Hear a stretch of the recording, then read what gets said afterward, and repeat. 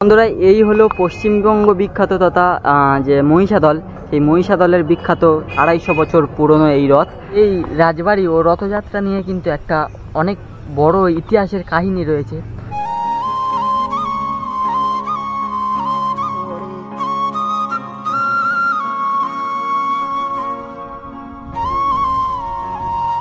উঠলে মাতা পার্বতী ও আমাদের স্বয়ং দেবাদিদেব মহাদেব উনি নিজে বসে রয়েছেন। আর গুড মর্নিং বন্ধুরা, তো ঘড়ির কাঁটায় এই মুহূর্তে মোটামুটি ওই 7:30 নাগাদ বাজতে যায়, 7:45।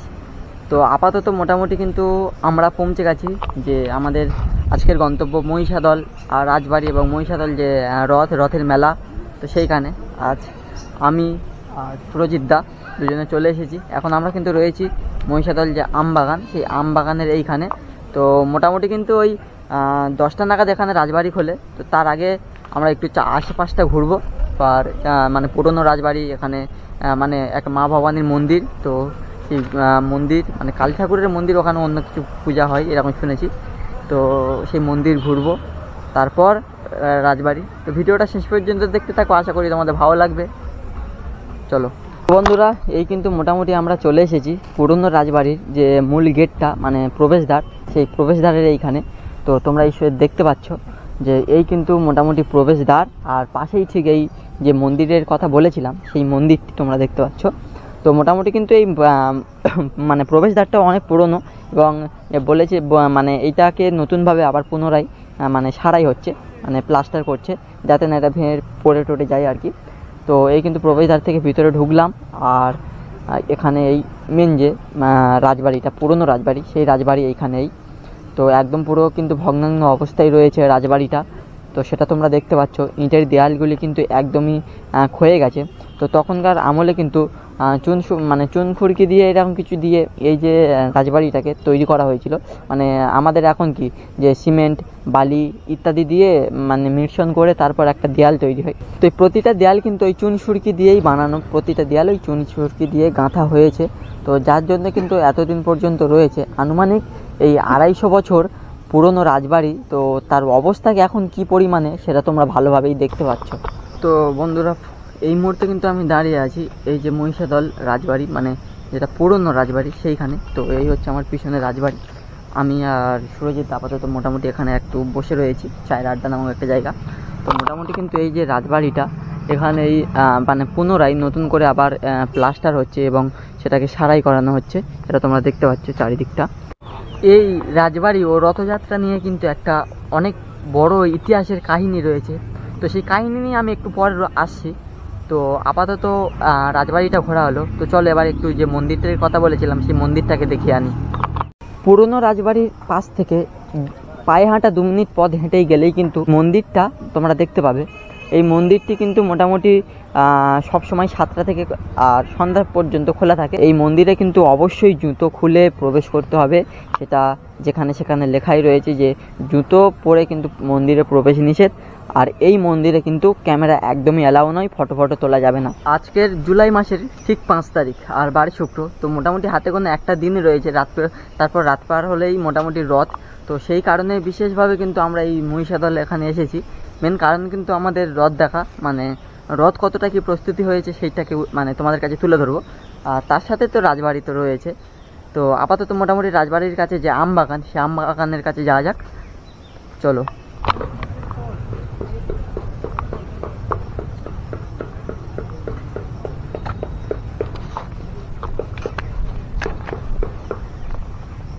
বলতে হবে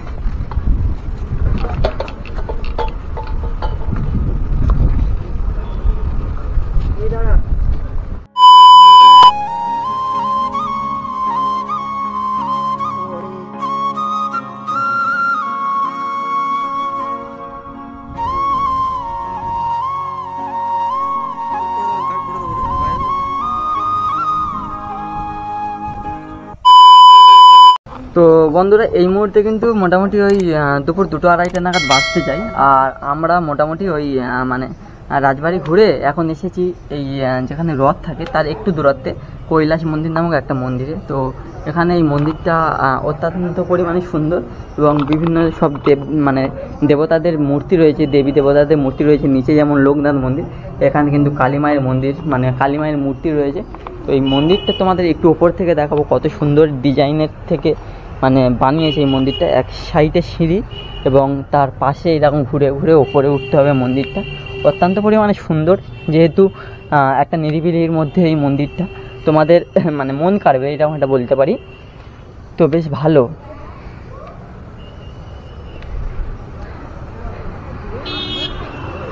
আর সর্বশেষে স্বয়ং দেবাদিদেব মহাদেব বাবা একদম ওপরেই বসে রয়েছে। আর এই কিন্তু মোটামুটি মন্দির। আর একদম মন্দিরের সব থেকে যেটা ওপরে, সেই ওপরে উঠলে মাতা পার্বতী ও আমাদের স্বয়ং দেবাদিদেব মহাদেব উনি নিজে বসে রয়েছেন। আর এই দুজন, আর এর ওপর থেকে ভিউটা কিন্তু খুব দুর্দান্ত, একদম তোমাদের মন কাড়তে বাধ্য করবে। এক সাইডে এরকম যে মন্দির চত্বরে তার ভিতরে এরকম পুকুর, আর তার সাথে এরকম বিভিন্ন দেবতাদের মন্দির এখানে রয়েছে।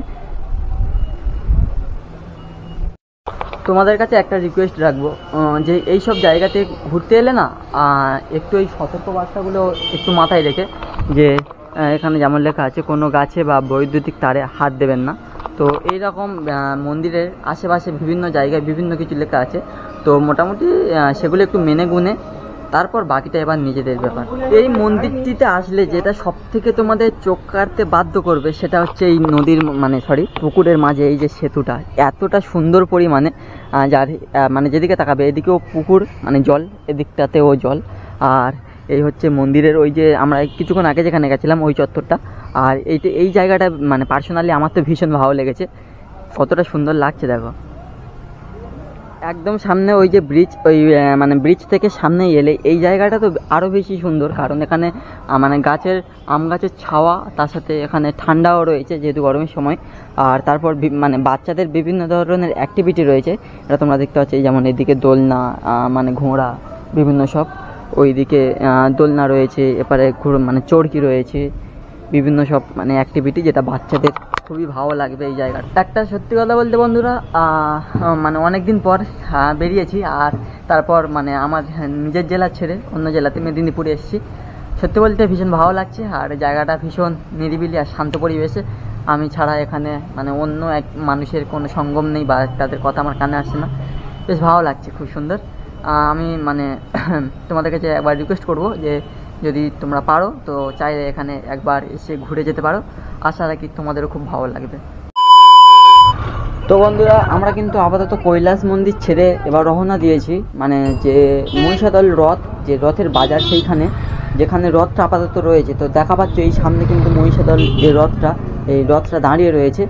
আর এখন কিন্তু টোটো থেকে নেমে আমরা আস্তে আস্তে মহিষাদল, এই যে রথের কাছে যাব। এই হলো পশ্চিমবঙ্গ বিখ্যাত তথা যে মহিষাদল, এই মহিষাদলের বিখ্যাত 250 বছর পুরনো এই রথ।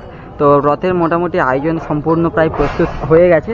আর এদিকে এই দোকানপাটও বসা শুরু হয়ে গেছে, যাতে মেলাটা খুব শীঘ্রই শুরু করতে পারে। তো বন্ধুরা, রথ কিন্তু হাতে গোনা আর একটা দিনই বাকি। আর রাস্তার দুই পাশে দোকানগুলি দেখে তোমরা বুঝতে পারছো যে তাদের কতটা পরিমাণে আয়োজন চলছে।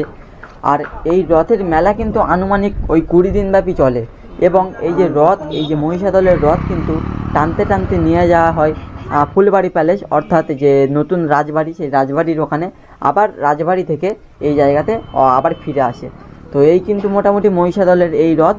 তো আশা রাখি তোমাদের ভালো লাগেছে রথটা, আর তোমরাও চাইলে আসতে পারো Mahishadal. A few moments later. তো ফাইনালি বন্ধুরা, এই মুহূর্তে ঘড়ির কাঁটা ওই ঠিক 4:20 নাগাদ এরকম বাজতে যায়। আর আমরা এই জায়গাটাকে ছেড়ে আবার রওনা দিয়েছি বাড়ির দিকে। তো আজকে ছিল মূলত এই ধরনের ভিডিওটা তোমাদের কেমন লাগলো আশা রাখি কমেন্ট করে জানাবে। আর ভালো লাগলে লাইক, কমেন্ট, শেয়ার, সাবস্ক্রাইব। তো দেখাচ্ছে এরকম অন্য কোনো নতুন ভিডিওতে। ততক্ষণ পর্যন্ত ভালো থেকো, সুস্থ থেকো, টাটা।